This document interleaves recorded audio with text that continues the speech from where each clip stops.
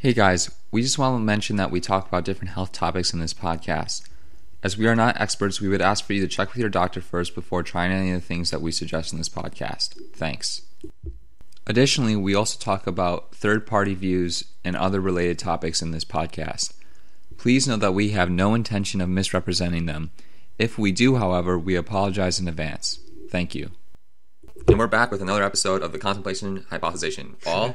Hey guys, what's up? Today we're talking about psychology. Yeah, basically I minored in psychology. Honestly, I didn't get too much from my minor in psychology, but I was really interested in it, so I read all of the classes' works of psychology. So today we're just going to delve into some of those and talk about what I find to be practical from those. Awesome. Okay, Paul. So what maybe is a couple key points that you've learned from these that you want to maybe say that maybe most people don't know? Okay, well, I think the best way to start this would be to look at the different types of therapies. I think that there's different stuff that can come from each therapy. Right now, in psychology, the most popular form of therapy is cognitive behavioral therapy. And the reason why it's the most popular is because it's the most cost-effective. And the reason why that is because it's the treatment that works the fastest. So that means you pay for fewer visits and get more immediate results. Now, personally, I think cognitive therapy is awesome and stuff, but I am more interested actually in more of the old school psychology that came before that. Can you kind of break down for us what cognitive therapy is? What exactly is that? Okay, so cognitive therapy, there's cognitive therapy and cognitive behavioral therapy. They're both pretty similar, but it's a therapy where the patient and the psychologist work on, becoming aware of thought processes and how those affect the body and behavior. And then they work through changing these. One of the things that the psychologist determines is where you have cognitive fallacies. And those are things that like ways in which you think that hurt yourself, that make you feel worse about yourself, that are more bad than good. Okay. So take for example, a common one is so an example is fortune telling. And what fortune telling is when a person hangs out with a group of people, for example, they think that they know what the other people are thinking about them with like exact precision, with precision and certainty. And oftentimes it's the error is that the assumption that other people think the way you do, because it's often not that case. Most people don't have the same thoughts as you do in a social situation. So, for example, let's say that you're singing karaoke and you make yourself look like an idiot. Someone who fortune tells maybe assumes that Bob in the room was just going on and on about how stupid they were and all this stuff. And it's just an assumption which may or may not be true. And so when you have something that may or may not be true, there's no reason to think the worst case scenario, if the worst case scenario, because you're ultimately just hurting yourself. You're making yourself feel worse for no reason. So a cognitive therapist goes through and you find these different cognitive errors in your thinking and you slowly work on changing these.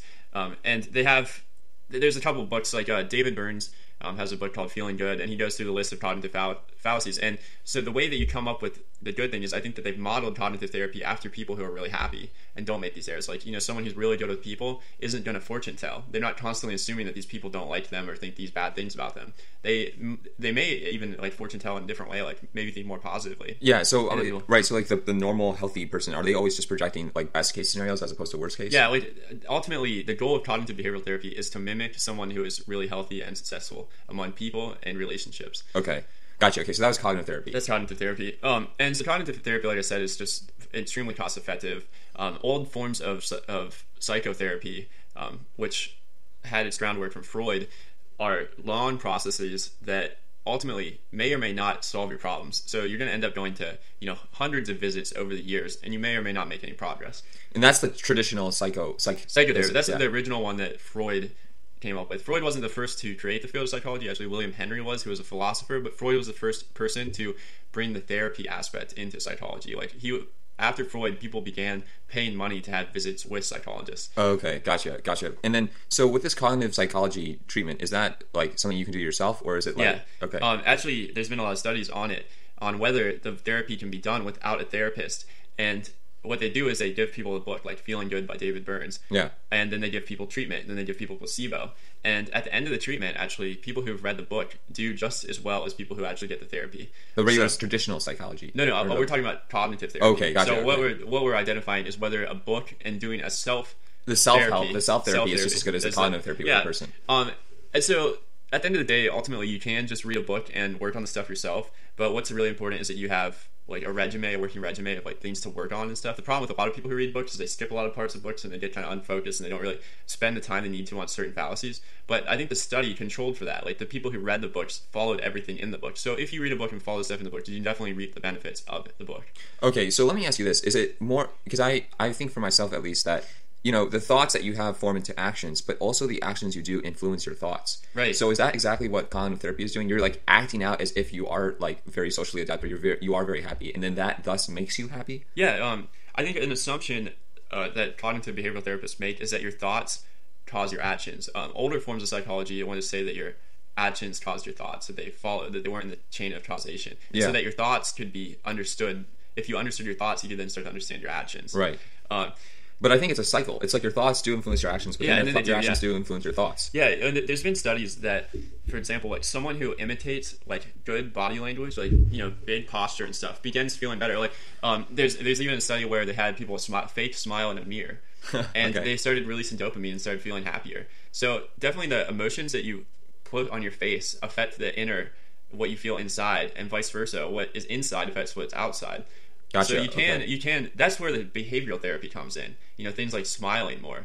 You know, smiling. Obviously, people can detect like an insincere smile, but as you fake smile, your body actually starts to smile for real, and you start to feel that inner stuff. So it's important to recognize that the inner and the outside both affect each other. And cognitive therapy focuses more on the inner, while cognitive behavioral therapy fits both the inner and the outer. Yeah. Cognitive behavioral therapy, you know, is often used more for, you know, phobias of things, like where you have behavior problems and things of that nature.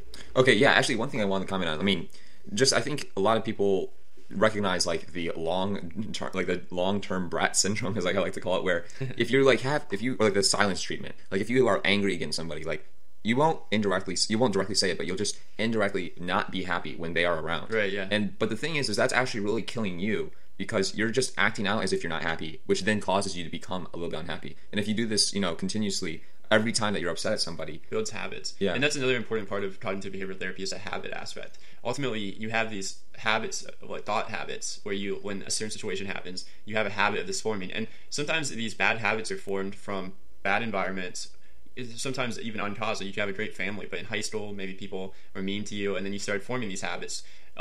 It's important also, though, to recognize the important nature of why these habits came into existence. Like we all like to think that bullying is really bad. You know, it's really mean to bully someone. But in our society, bullying is like a way to help someone learn that sometimes their actions are out of place or wrong. Right. Okay. And so some of these thoughts form by accident, and they shouldn't form, but it's ultimately coming from a good process where a person's behavior is being shaped in order to fit better into society.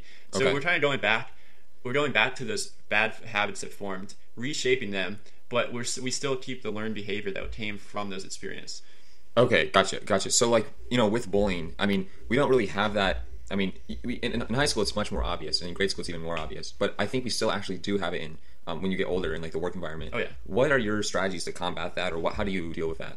Okay. Well, bullying is a really interesting field because, for one, it's interesting how bullying does shape behavior, sometimes in positive ways, but it can also, although it may stop you from doing behavior that is inappropriate, it may then go on to form these bad cognitive errors in your thinking and stuff.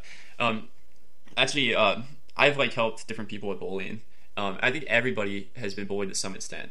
A smart bully is somewhat passive aggressive, like you were saying. There's a great book called Games People Play. People play a lot of games, like you were mentioning, like the silent treatment and stuff. They play games with each other to manipulate behavior, and that sort of stuff is going on all the time. The book actually will go over a lot of behaviors that games that people play in order to manipulate your behavior. But bullying is a really interesting phenomenon because pretty much every single one of us has flaws that are noticeable to other people. You know, some people are too short, some people are too tall, some people, you know, are good looking, some people aren't, and etc. And in a high school atmosphere, almost everybody embodies some flaws. So you have to ask, why are some people getting bullied and other people aren't? Like, why are there some cool kids that have these clear flaws, but they're not getting bullied, while these other people continue to get bullied with the same flaws? And it comes down to, what is the motive behind bullying? Why do people bully other people? And the reason why people bully other people is specifically for the reaction that they get. They feel a sense of superiority over someone else. And some psychologists have said that a huge human motive is feeling a sense of superiority and avoiding a sense of inferiority. And so a bully's objective is to get a reaction out of their victim. So however they do this, they may do it physically, they may do it mentally, which is more common. They will do it, and as long as they get that reaction, they will continue to bully that person. Now, let's take an example of like a high school situation. Let's say a bully goes up to a cool kid and they say, "You're weird." The cool kid says, "I don't really care." Doesn't like, why would I care that you call me weird? I'm like way cooler than you are. So it doesn't work. It doesn't work. So the bully's not going to try to bully that kid again, because the guy has enough confidence in himself to know that what the bully is saying is not really an attack on who he is as a person. Even though it might be true, the bully has no success. Now the bully goes up to the kid that is feeling kind of insecure about himself, and he says, "You're weird." And the kid, has been trained through years of different bully programs, which I think are awful, to either go tell a teacher, to fight back, to argue back, and stuff like that. And all this stuff is counterproductive. As soon as you fight back, you're giving that reaction that the bully wants, because the bully is going to be on top of you no matter what. Because you ultimately, like, a lot of people try to snap back with better comebacks and stuff, and it just doesn't work, because they have this feeling that they're being bullied, and they already feel inferior from that, and the bully doesn't have to put much effort in to win the battle. So what's the strategy? What's the bottom line strategy? So the strategy is to first recognize that everybody has flaws, and it's not the flaws. The flaws are not the reason that you're getting bullied. It's the fact that they want to feel superior. It's the fact that you're giving a reaction of inferiority to the person. And so in the same sense that cognitive behavioral therapy attempts to fix these cognitive errors, someone who's trying to help someone avoid being bullied will fix these errors. And so the errors are that you actually feel inferior because of this bullying. The way the cool kid responds is the way everyone should respond. Like, just don't give a reaction. Just like, oh, that's nice, and just walk away or something. And now here's like a little beware though for people who do have this problem, is if you are being bullied by someone and you immediately start not giving a reaction and not caring, then what a bully will always do is take it up a notch. They will try to get you back under their control, and you have to stick with it, be persistent through it until they stop. Now, I think that it's important also to recognize that there's a big difference between physical bullying and mental bullying. Physical bullying is a much more complicated issue that needs to be dealt with, because you can't just not give a reaction. They're just gonna, like, when you're getting beat up, you can't just not react. You're going to feel inferior. But mental bullying and things like that, that's where this is going to be really useful. But yeah, beware that when you stop giving a reaction, that things are going to crank up a notch. But what you'll see is that they'll crank up a notch, and if you continue to not give a reaction, they will find a new prey to go on. Yeah, well, I agree with you. I mean, like, the mental bullying, that is really just a game to me, because it's just your thoughts make you think who you are. So, I mean, at that point, it's just a thought battle, and thoughts can physically change you, but I like, you still can function. You still have all your arms and limbs and everything. You can do all your daily tasks and stuff like that. Rather, it's like them implanting a seed in you, and you constantly thinking about the comment that they said. But if you don't even think about it, then it won't affect you at all. But yeah, and it's easier said than done. Like, say, not think about something. Like, exactly. You probably will think about it. I think that, but that's why I think it's important to recognize that you're not being bullied because something's wrong with you. There's something wrong with nearly everybody else. Everybody has something wrong with them. There's people who have tons wrong with them. Like, there's like the guy from Game of Thrones. He's a midget, but he's cool, and like, people don't bully him and stuff. I'm not saying that being a midget warrants that, but I'm just saying it's like, clearly he's different than other people. It's not that you're different that you're getting bullied. The reason why you're getting bullied is because you're giving a reaction. Gotcha. Okay. All right, great. So just switching topics, I know there were a couple other psycho... Yeah, so I mentioned cognitive behavioral therapy is really popular right now, and the area was interesting to me, but I just didn't find it to be totally full. I don't know how to describe it, but to me, the area of cognitive behavioral therapy is still far underdeveloped, and there's still a lot of questions and aspects of the human psyche that cognitive behavioral therapy is not able to answer. And the biggest thing is probably that I want to discuss is the failure of self-analysis, and why self-analysis is often so ineffective. And to get into that, I want to first give like a little brief history of psychology. As we know, as I mentioned before, William Henry, a philosopher in the late 1800s, started the field of psychology, and then it was Freud and Adler, and there was this group of like maybe 5 MDs who met every weekend to discuss the human psyche. And Freud is obviously the most famous of them, although probably because his ideas are the most bizarre, but the other people who worked with him also had some great ideas that were less bizarre, but because of that, they're less famous. And during that period, there started to form a field of study around things like the I, the superego, and the ego, which are pretty common terms in psychology classes nowadays. And that period was kind of weird. Like, you had like the anal fixation, like this weird stuff, which, today all we can do a lot of studies to show that a lot of Freud's work is not accurate. But what really interested me when I was reading psychology stuff was what came after Freud. They're called neo-Freudians. Okay. And my favorite was Karen Horney. Actually, Freud's daughter was also a very good psychologist. But the field really went from the bizarre of Freud into probably the most intellectual the field of psychology has been.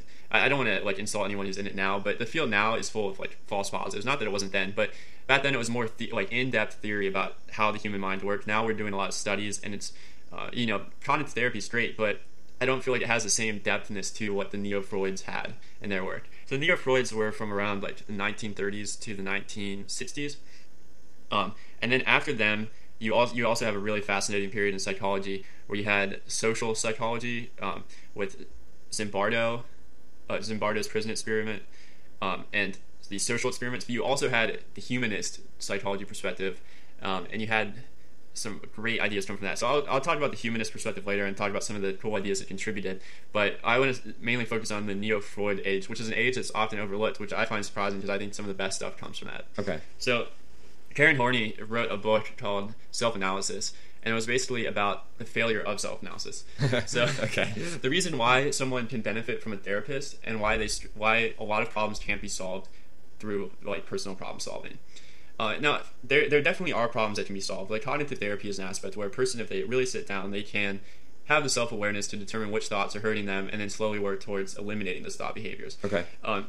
But there's like a more modern term for the problem that exists with self-analysis are blind spots. Okay. Blind spots is the word that's often thrown around nowadays, but it's the idea that someone can be completely blind to their flaws when it's completely evident to other people.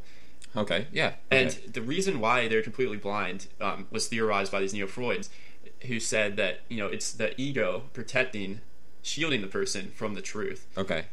Because admitting to the truth could make you unhappy and make you feel inferior. Because you have these flaws. Because you have these flaws, but your body and your subconscious is constantly trying to avoid facing the truths of certain realities, and so you avoid them. I'm trying to think what Freud's term was for this. Defense mechanisms is one of the big things. Our body emits like defense mechanisms, subconscious emits these defense mechanisms that prevent us from seeing stuff. Okay. And I think that this is a huge part of psychology that today is overlooked and is really important to making actual changes to yourself. So just to talk about blind spots briefly, consider, for example, a friend who, every group has a friend who's just really, weird, and his behavior just is not socially intelligent. Now, think about how many times in your group someone has sat down with him and really talked to him about why his behavior is wrong. Sure, there's some groups where that does happen, and that's good, but what the normal behavior is among groups is that people don't tend to tell other people their flaws. My dad works in a position of power and stuff, and it's really self-evident when you have power. What happens when you have power is that no one has the guts to tell you what's wrong with you. So someone with power walks in the room and they're like, how did I do on this? There's very few people that will give them honest feedback because that power scares them and they don't want to fear losing their job. The same thing happens on in smaller social circles, even without that power, is that people don't want to insult other people because it comes across bad upon themselves. Right. And it's not really insulting. A lot of times this stuff can be done constructively. But at the same time, we are afraid of damaging the person's self-identity by telling them by pointing these things out. Yeah. And I think this is ultimately why, if you look at past leaders like monarchs and stuff, why they really appreciated honest people, honest feedback. They'd have people they go to who they knew would always tell them the truth, because most people in their kingdom would tell them whatever they thought that the king wanted to hear. Right. Okay. And so in a social group, the same thing happens. Someone can do something that everyone blatantly likes, and no one will mention it. But as soon as that person's gone, everyone gossip. I mean, dislikes. Yeah. Dislikes. And then everybody gossips. And that's one of the ways gossiping forms, is that people don't tell people directly what the problem they have with them, because they don't want to hurt their own image, because you hurt your own image when you start attacking people like that. And secondly, what happens a lot of times when you do tell someone about one of their flaws is that these defense mechanisms kick off like crazy. The person goes into denial. They refuse to believe that what you're saying is true. They'll convince you that you don't understand why they're like this and that, which may be the case. And that's another reason why it's not a good idea to always be so honest, is because maybe you don't understand. Maybe their sense of humor is funny to everybody except for you, and so you don't have the authority to really tell them that. Yeah. I think someone who recognizes that these blind spots do exist is going to be more willing to listen to the feedback of other people, realizing how powerful it is. But as I said, in a small social dynamic, people will not tell you what your flaws are, and so you can go on and on in your life. Most people live their entire life with these very clear flaws that everybody who encounters them notices, but no one tells them. So you're actually kind of doing them a disservice. But the thing is that you have these few people that tell them, and then when you tell them, defense mechanisms pop off, right, and the person can't accept it. So for the very few honest insults that you get, don't defend them. Actually, listen to them. Try to listen to them. Yeah, it's going to be hard, and you're going to recognize these defense mechanisms popping off like crazy. But this actually leads into another really interesting area of psychology that was even more developed in the 80s than it was in the 30s. And that's self-acceptance. And I think self-acceptance is one of the keys to defeating these defense mechanisms. And I think it's really important to come more to grips with reality, because how can you analyze yourself when you don't see yourself the way that you actually are? Seen, yeah. That gets us into the topic of self-acceptance and why self-acceptance is so incredibly important. There was a quote, I don't know it verbatim, but it was basically the idea is that we can't change until we accept who we are. Because before we accept who we are just changing a arbitrary, like, kind of imaginative person. But once we accept who we truly are, then we can change. And maybe I can explain that a little bit better. But let's say that you're an alcoholic, and that's the common one that's used in AA, is that you're an alcoholic, but you don't admit to yourself you're an alcoholic, because being an alcoholic has these negative connotations that you don't want to accept. Yeah, it means that you, like, screwed up, that you're making mistakes on a daily basis and different things like that. So most people who are alcoholics are initially in denial that they are an alcoholic. And they go to AA and they're like, I'm not an alcoholic, I just like to drink alcohol every once in a while and stuff. Right. And they go on, but they can't change themselves in any way thinking that they're not an alcoholic, because they're not accepting that they actually have a behavior problem that's wrong, so there's no initiative to change. Or if they do change something, it's not something that actually will help them, because the big problem remains, they're an alcoholic. So that's why in AA it's incredibly important to first accept that you're an alcoholic and accept the reality of a situation before you can move beyond it. One thing that, like, I dealt with a lot was like in high school I had a lot of anxiety. Like, it kind of just hit me during, like, adolescence. I just started getting anxiety really bad, and I was constantly in denial that I had anxiety. Okay, yeah. Like, I just wanted to tell myself, I just kept telling myself it's not anxiety, it's not bad and stuff like that. And it wasn't until I finally accepted the fact that I had anxiety and, like, looked at myself and looked at what that meant that I actually had it, that I was actually able to then take my situation and look for a solution to get rid of it. Gotcha. Because I just kept putting it off. I wasn't really, if I was fixing problems, it wasn't the right problem. It wasn't the core problem that existed. So I have a question. Like, I mean, for me at least, I'm planning on going to medical school and everything, and that is just like an anxiety inducer. Yeah. So how did you overcome your anxiety and still function normally and still get things done without worrying about exams and stuff like that? Yeah. Okay, well, first off, I think it's really important that people gauge how bad their anxiety actually is, because there's a lot of like drugs, antidepressants, and so people are, like, really against taking that stuff because you don't know what the side effects could be long term. But there are a lot of drugs out there that have been used for years, and the studies they've not seen, like, any, like, really bad side effects. So for people who have really severe cases, definitely go to a psychiatrist and get the medication you need, because those will help you a lot. Right. Okay. And they'll make your life a lot better than they hurt your life in the end. It's more important that you live with less anxiety than, maybe develop something minor down the road because of the medication. So first off, gauge how much it is, and then decide whether you should go to a doctor or not. But in terms of self-improvement, I think the first way is to really gauge the core problem. Like, what is the reason that you have this anxiety? Like, try to take it back all the way to things. Like, Freud would always say, like, figure out what thing in childhood caused it. I don't agree with that. I don't think it's important to shape it all the way back to childhood. I think what's important is figuring out, like, why now you have this anxiety problem. Like, what is the core reasons that you have it? And, like, what we were talking about before, first off, you have to totally look at yourself as objectively as possible. Like, you need to take other people's feedback and actually look at it. You need to start, I think meditation is huge because it gives you the ability to act as an observer to yourself. Right. So I think people should sit down and just kind of meditate and listen to their thoughts, like, pay attention to what they're thinking and stuff. And when they're doing that too, they can kind of work on the cognitive therapy, like, what thoughts are hurting me, what thoughts are good for me. And then from there, like, identifying the core problem is huge. To me, I think the big core problem is actually, like, an enlarged ego. Like, an enlarged ego is actually a really common problem. It's like, I had to be the best at everything I did. Like, I couldn't lose at one thing. I had to be, like, when I was younger, like, if I lost in a sprint, I would be mad at myself, and I'd have to win that sprint. I'd practice until I won. And that sort of behavior is arguably okay for certain things. Like, it's good to, succeed and work hard and do better. But when your core motivation is, like, neurotic, like, when you just work harder because you hate yourself sort of thing, or you want to be perfect. That's the problem. So perfectionism was the first problem identified. And that would that cause anxiety for you? Yes, and then that's the point, is like this core problem of having a big ego and being a perfectionist was what was causing anxiety for me. Because when you couldn't become perfect, you would get anxiety from that. Yeah, so like when I messed up around other people, which was common because anxiety messes you up, then I would get really angry about myself. Yeah, and you might worry, like if you're going to go on stage or something, you're going to take an exam, you might mess up, which would then ruin your perfect record, which then makes you anxious for the actual performance or exam, which then decreases your performance. Right, yeah. And so you find out what the core is, especially when it's a problem. Like, also recognize that anxiety is a normal human behavior. Like television, we get a lot of information from television about social behavior, and in television there's no anxiety. No one has anxiety in movies, no one has anxiety on TV. But in reality, a lot of people have anxiety. Right. So we get the impression that anxiety is a really bad thing, but it's just kind of different people have different amounts of anxiety. It's kind of an evolved trait for survival. Yeah. Worrying about things is a good thing when it protects you and stuff. And maybe in our age, a lot of our worry has no use to it. Yeah, well, just a science interruption real quick.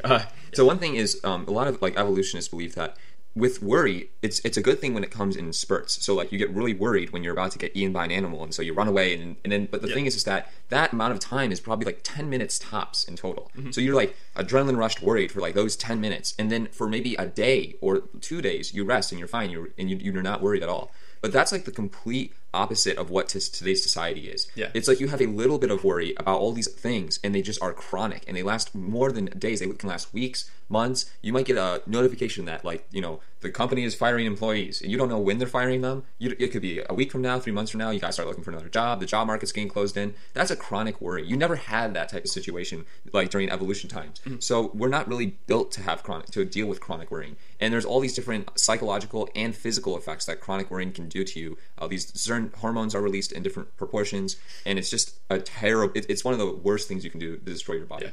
Well, that's awesome that you could add that to this. The fight or flight response is like the thing that people often use to describe it, and like you were saying, like it doesn't make sense to go into a fight or flight response just because you have to give a speech in front of people. Right. You're not like going to get killed by anything. Jerry Seinfeld does a joke that people would rather be in the casket than the person giving the eulogy at the funeral, which is so funny. Yeah. So the other thing that I think is really important in defeating stress and anxiety is diet and exercise. Diet is one of the most overlooked things in our society, but our diets are terrible, and they're often like replete in corn syrups and things that are notoriously bad for our brains. And so I think that diet has a crucial role in sort of this epidemic of anxiety and stress. I think people just eat terrible diets. And so one thing I'd recommend is finding a diet, like a balanced diet, and sticking to it. Something simple and ordinary, and just eat it often. I cannot believe the amount of like reduced stress that comes from a good diet and exercise. That alone, like before anyone seeks any treatment or medication, they need to be working out. The problem that a lot of people face though is that they're pessimistic about exercise and diet because they don't think it will help them and stuff. Right. And so oftentimes that's when a drug can help someone, because the drug can kind of give them this feeling of getting better, and then they get back into things like motivation. But that's like when it depends on what the extremity of the condition is, but definitely like don't be afraid to seek doctors. Like a lot of self-help people are really against like prescriptions and stuff, but in psychology they have helped thousands of people like a lot. So right. I mean, I think there's a lot of from at least my background, my understanding is that I too would want to use a drug as the very last option, because there are different side effects, and there's a lot of effects that we simply just don't know about. Mm-hmm. And of course, you want to ask your psychiatrist first, and they probably will recommend other alternatives first before using a drug. Yeah, and they will tell you to exercise, and they'll tell you to get the diet, and they'll tell you to get cognitive therapy. Yeah. And I think that what's important is gauging whether the anxiety you live with is really so bad that those side effects from the bad anxiety are worse than a medication side effects. Yeah. Right. Now, there's kind of on the notes of cognitive therapy is, I remember listening to an interview of Tiger Woods, and a young kid asked him, like, how does he deal with the intense pressure of winning a golf tournament? I mean, golf is notoriously one of the most stressful sports there is. One little mess up in your swing could cost you a tournament. Yeah. And Tiger Woods said, he's like, stress is fun. Like, I enjoy it. And I think that that's a perspective that people who are really healthy have. Not that Tiger Woods is necessarily like really emotionally healthy or anything, but it's a characteristic that people who are successful have, is that they like enjoy stress. You're gonna always have anxiety. You're gonna have like anxiety approaching people you don't know. It's just natural and stuff. But some people can approach people they don't know all the time because they enjoy that feeling, and it's something that you can learn to enjoy too. like physical pain, for example. Like take something like Marine boot camp, or let's say Hell Week, the Navy SEAL Hell Week. People are able to get through incredibly harsh training because they can learn to observe these feelings that they have. They can observe their anxiety, they can observe their pain, they can observe the coldness, and then they can not let it affect them. And I think that's a skill set that everybody should work on developing. Things like lifting weights, like the best bodybuilders in the world, those sets are incredibly hard that they're doing. They learn to love that pain. And anyone can do that. And I think someone who has anxiety must learn to enjoy anxiety, because anxiety can actually be on your side. Like I found a lot of times when I was really anxious for a situation that I do a lot better. Some anxiety is better. It's good because it gives you energy and stuff like that. Right. So Nick mentioned that he kind of wanted to talk a little bit with me about some of the 80s psychology, Milgram and Zimbardo. Milgram did a obedience psychology experiment where there was like an electrical... It was this setup situation where there's a guy in the room and his electrical board, and each knob increased the amount of electricity that would be sent to the other person. And Milgram wanted to show that people would follow obedience to the point that they would almost kill this guy. Okay, but the guy in the other room is just a fake actor. The guy is just a fake actor who like makes noises and makes the person believe that they're actually shocking him. So what happened was, like, I think it was like 60% of people went all the way to the end. Oh, even when the person in the other room was yelling, like, don't, like, I think I might have a heart attack, they still did it because the authority told them to do it. Wow. And when they asked the authority, like, are you sure I can do this? The authority would say yes. And so it kind of took responsibility off of the person hitting it and threw it on the authority. So Milgram's and Zimbardo's experiments were ultimately sort of thrown at trying to understand how Nazi Germany happened. How could all of these people who weren't like bad people follow this system of authority so dogmatically? And Zimbardo's experiment was similar. It actually had to end early because of how bad the situations got. But he had like 20 random people selected, and he assigned half of them to be prison guards and half of them to be prisoners. And the prisoners were supposed to be treated as prisoners, and the prison guards were supposed to act as prison guards. And I think they did this for like maybe 4 days before they had to shut down. But what they saw was that people really took on the role that they were given. The same thing happens in a classroom. A teacher takes on the classroom. That power is somewhat arbitrary. The students give it to the teacher. It's not real power. A lot of power is arbitrary. Yeah. And so when they started acting like prison guards, they started to get this power, and then they started to abuse it. And apparently, people who were the prisoners, were just freaking out, like becoming helpless, like just crying all day, and people were miserable, and that's why they had to stop the experiment. But it was just to show that when we assign roles to people, like this guy's the manager of our group, this guy's the boss, that people take on the roles, and it really affects the situation. These arbitrary roles like actually affect reality. Yeah. Wow. Okay. So it's like a human construct, like when you're working in a company or something like that. And then what happens is the boss, or that guy who's high up, you act much differently to, and you give all this power, which technically really doesn't exist. Like, if you were an alien looking down from like space or something like that, you just see some people interacting. Just two people, yeah. Yeah, like they're just like, why is one guy acting so like submissively in comparison to the other guy? Has like this, yeah. I think it's important for everyone to become aware of these experiments. For one, to avoid dangerous obedience. Sometimes obedience is dangerous, and two, to stop letting authority stress you out so much. Just recognize that authority is ultimately arbitrary, and it's just another person just like you. Certain personality types are already like that. Certain personality types are common that develop. They have no respect for authority, ultimately because they don't see that arbitrary power that people have. Others are more submissive because they do. And a lot of people say that the Germans' culture was a very submissive culture that follows rules. And if you look there now, they have a ton of rules that everyone follows, and people are very afraid of breaking those rules. So there's certain personality types that are more obedient than others. And I think for the people who are overly obedient, it's useful to look at the reality of the situation. That this is just another person. This is my boss, but he's just another person. This power he has is arbitrary. I don't need to necessarily act submissive to him. We can benefit more from a normal acting. And submissive behavior is actually a fascinating area of psychology. Like, different tonalities that people speak with is very evident. So like you give someone a boss tonality and they're gonna like deepen their voice, they're gonna have better posture and stuff. Always like overpower. So like when you give them this arbitrary power, it actually changes who they are. And then people who are in the opposite situation have more submissive body language, more submissive tonality. One thing I've heard for people who have a problem with being overly submissive is to keep your voice tonality neutral.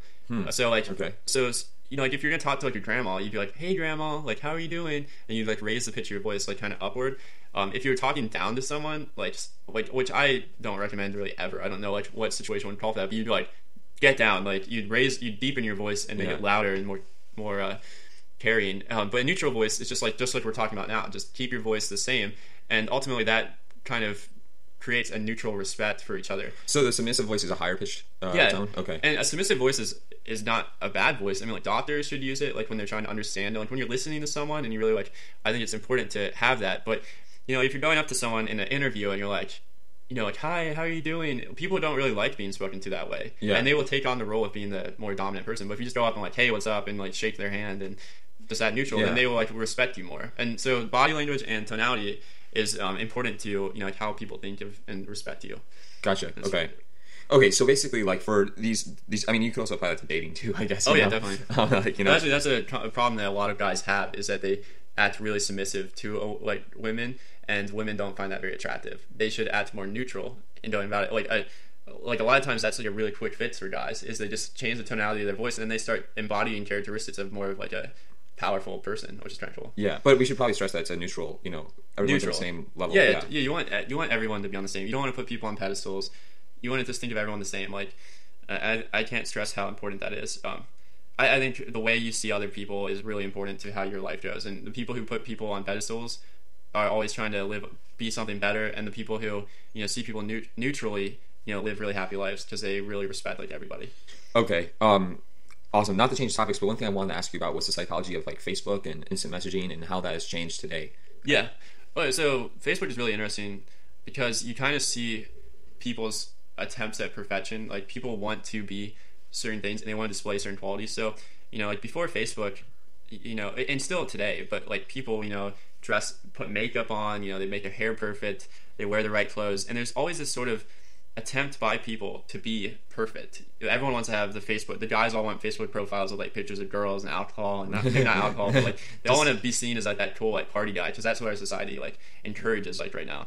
And the girls want to be seen as, like, really pretty and, you know, a lot of options, and so they go to parties with just the intention of, like, getting Facebook pictures almost. Like, it's like, how did they have time to be at the party, like, when they took 100 pictures at the party? Like, what did they do besides take pictures?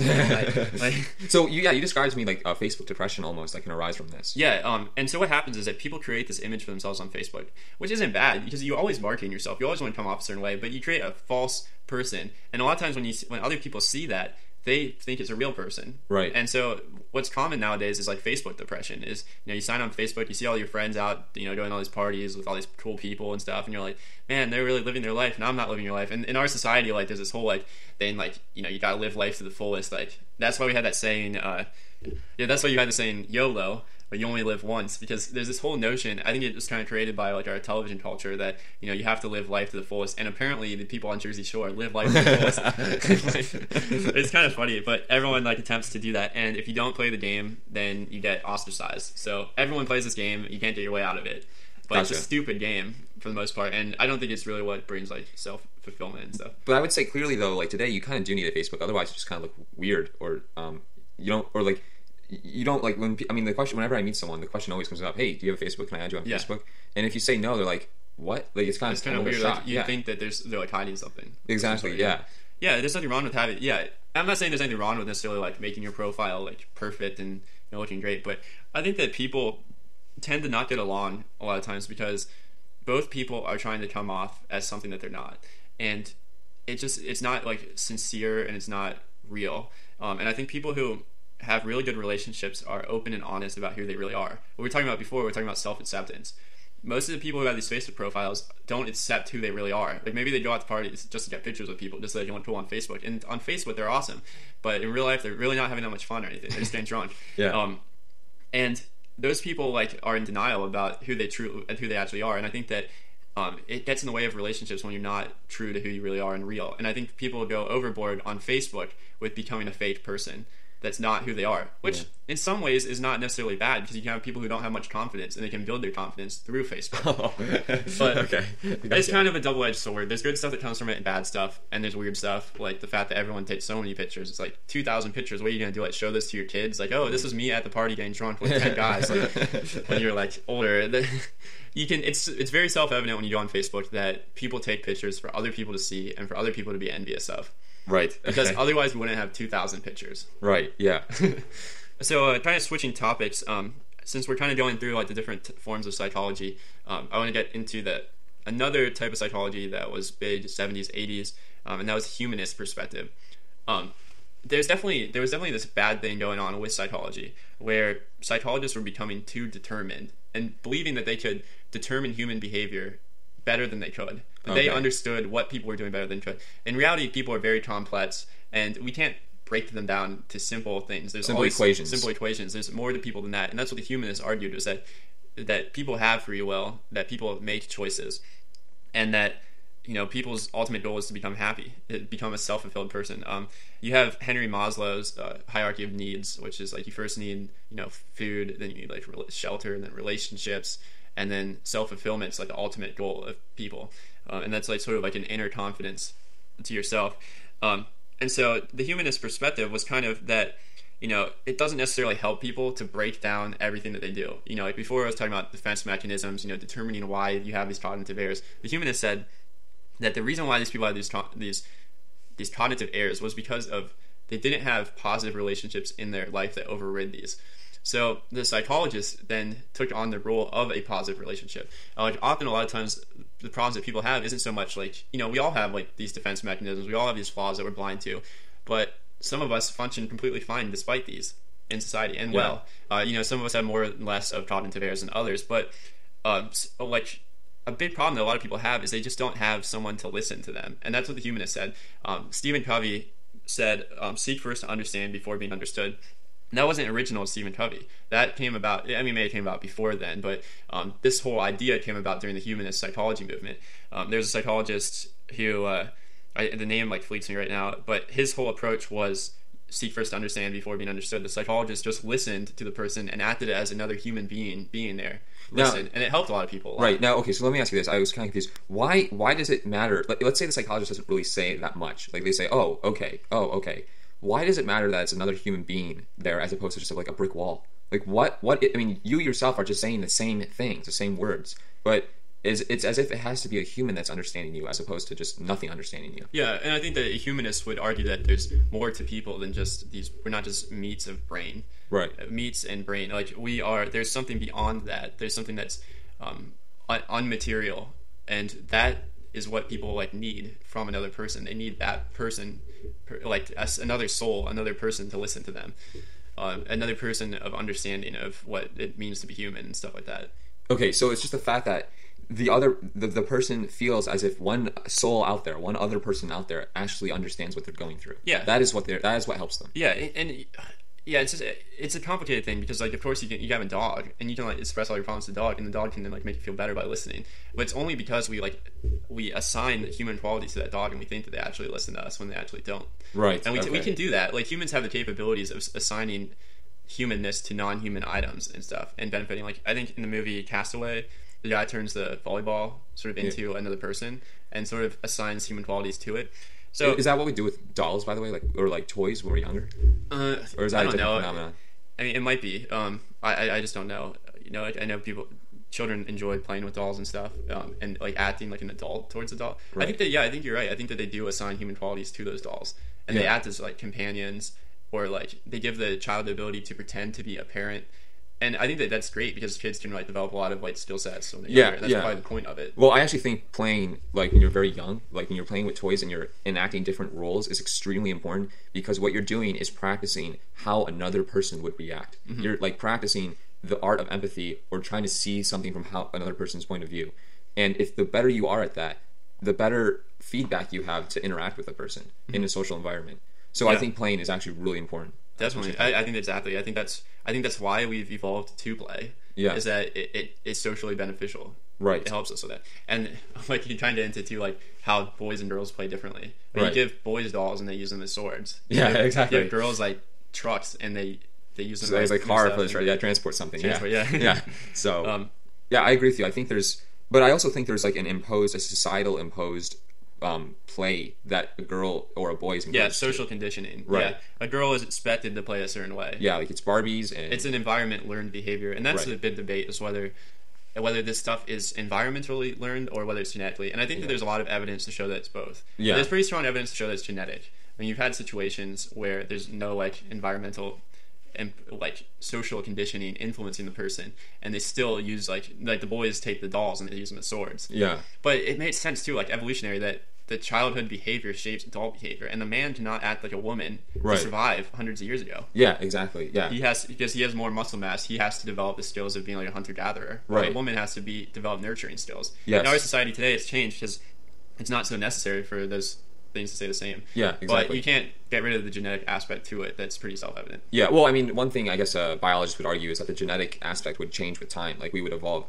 because women are just as qualified to work in jobs as men are now. Yeah. It's not like a hunter-gatherer position. It's more like an intellectual battle. Yeah. So the thing is that the women are just as qualified as men are, and that might change our genetic pool. Over a long period of time, I think that will happen. It should happen if our theories are right. Yeah, exactly. Yeah, so another thing that kind of came from the humanist perspective was kind of mapping out the human life and what phases you go through. And this area was really interesting to me, like identity crisis. Like, you hear that word, that's kind of where it comes from. There's different times in your life where you face identity crisis. And probably the first major one is adolescence. And then the next big one is college. I always call the college one an existential crisis. Because what happens is I think that most people reach an intelligence level where they start questioning their worldview and how it maps out the world. They say, like, if there's no God, then there's no meaning. We're just a small speck in an infinitely large universe that will be gone in a short period of time in the scheme of things. So no matter what I do, it doesn't matter. And so you start questioning all these things like that. Or you question, like, is there a God? Is there not a God? Is there meaning to anything? Is there not meaning? Do I have a purpose? And part of the reason why you start questioning in college is because now your independence is being pushed on you. You no longer are dependent on your parents. And so you now have to make decisions for yourself in the real world. And so I call it the existential crisis because intellectual people, when they hit college, almost always become depressed. It's inevitable. If you have a kid that's smart and they go to college, they're going to become depressed. And especially with the way our society is, like the partying that's encouraged in college and stuff. Everyone wants to say, like, oh, that's a great time, but for the intellectual people, they hit it and they're like, this is what is life about? This doesn't make any sense. So I think, like certain intelligences will hit this existential crisis at college. I think other people maybe hit it later on in life. And then there's obviously the identity crisis of, like, turning 40 and going from like a young man to an older man and things like that. But a lot of the psychologists kind of mapped out the different phases that you go through, and it's pretty interesting because like when I was reading this stuff, I was like, man, I'm going through that now. What's kind of interesting is there's a lot of research on this. Like during college, people start forming sort of more of a concrete identity that moves on to the rest of their life. For example, they say that people often experiment with different identities, and then they choose one that's best. And they say people who end up being the happiest are ones who experiment with the most ideas and then choose the one that works best. I know that was the way I was. Like, I have a lot of regrets, like the way I was in high school and stuff. But in high school, I was like really trying a different identity out, and I've tried a lot of identities out, and I feel like I'm starting to pick an identity that I'm more and more happy with. It's slowly starting to concrete itself, and so. I think if you know anyone who's like an adolescent or college kid, be okay with the fact that there's different identities. Like the jock in high school who's a jerk to everybody. He's doing that because of the social rewards he reaps from it. But don't just hate that person because he made that choice. Like, it's hard to say unless you're in his shoes that, he may have just experimented with that. And that's a lot of times you see like the jerks in college, they slowly evolve into better people as they reshape their identity. Gotcha. Okay. Well, I think that's all the time that we have for today's podcast. Thanks for listening. We'll be sure to come back with a new episode next week. Thanks, guys. Adios. Hey guys, we just want to mention that we talk about different health topics in this podcast. As we are not experts, we would ask for you to check with your doctor first before trying any of the things that we suggest in this podcast. Thanks. Additionally, we also talk about third-party views and other related topics in this podcast. Please know that we have no intention of misrepresenting them. If we do, however, we apologize in advance. Thank you. And we're back with another episode of the Contemplation, Hypothezation. Paul? Hey guys, what's up? Today we're talking about psychology. Yeah, basically I minored in psychology. Honestly, I didn't get too much from my minor in psychology, but I was really interested in it, so I've read all of the classes works of psychology. So today we're just going to delve into some of those and talk about what I find to be practical from those. Awesome. Okay, Paul. So what maybe is a couple key points that you've learned from these that you want to maybe say that maybe most people don't know? Okay, well, I think the best way to start this would be to look at the different types of therapies. I think that there's different stuff that can come from each therapy. Right now in psychology, the most popular form of therapy is cognitive behavioral therapy. And the reason why it's the most popular is because it's the most cost effective. And the reason why that is because it's the treatment that works the fastest. So that means you pay for fewer visits and get more immediate results. Now, personally, I think cognitive therapy is awesome and stuff, but I am more interested actually in more of the old school psychology that came before that. Can you kind of break down for us what cognitive therapy is? Like, what exactly is that? Okay, so cognitive therapy, there's cognitive therapy and cognitive behavioral therapy. They're both pretty similar, but it's a therapy where the patient and the psychologist work on, becoming aware of thought processes and how those affect the body and behavior. And then they work through changing these. One of the things that the psychologist determines is where you have cognitive fallacies. And those are things that like ways in which you think that hurt yourself, that make you feel worse about yourself, that are more bad than good. Okay. So take, for example, a common one is